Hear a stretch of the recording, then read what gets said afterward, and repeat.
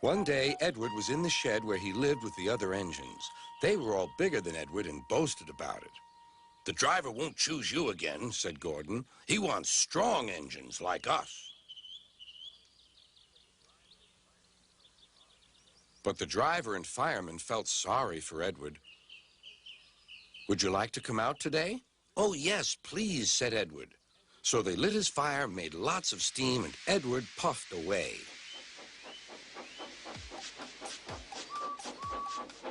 The other engines were very cross at being left behind.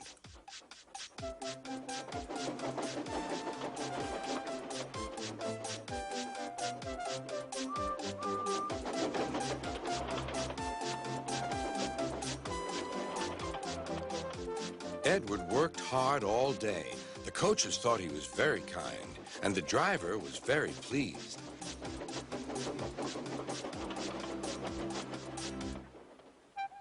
"I'm going out again tomorrow," Edward told the other engines that night.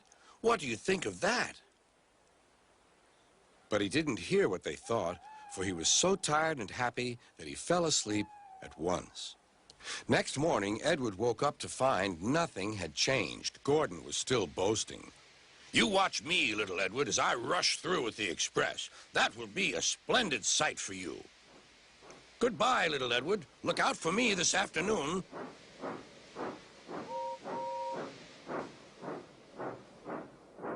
Edward went off to do some shunting.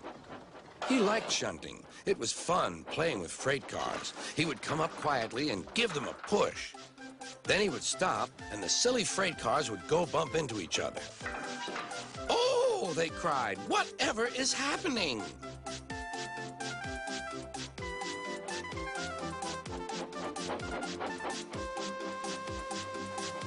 Edward played till there were no more freight cars. Then he stopped to rest. Presently, he heard a whistle. Gordon was cross. Instead of nice shining coaches, he was pulling a dirty freight train. "A freight train, a freight train, a freight train," he grumbled. "The shame of it, the shame of it, oh, the shame of it." Edward laughed and went to find some more freight cars. Then there was trouble. "Gordon can't get up the hill," the porter called to Edward's driver. "Will you take Edward and push him, please?" They found Gordon halfway up and very cross. His driver and fireman were talking to him severely. "You're not trying." "I can't do it," said Gordon. "The noisy freight cars hold an engine back so." Edward's driver came up. "We've come to push." "No use at all," said Gordon. "You wait and see," replied Edward's driver. They brought the train back to the bottom of the hill.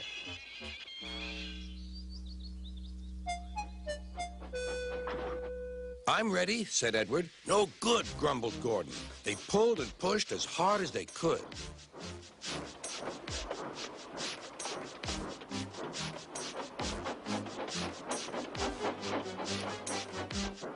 "I can't do it, I can't do it, I can't do it," puffed Gordon. "I will do it, I will do it, I will do it," puffed Edward. Edward pushed and puffed and puffed and pushed as hard as ever he could. And almost before he realized it, Gordon found himself at the top of the hill. "I've done it, I've done it, I've done it," he said proudly. He forgot all about kind Edward and didn't say thank you. Edward was left out of breath and far behind, but he was happy because he had been so helpful.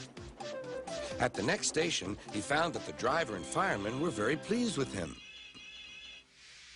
The fireman gave him a nice long drink, and the driver said, "I'll get out my paint tomorrow and give you a beautiful coat of blue with red stripes. Then you'll be the smartest engine in the shed."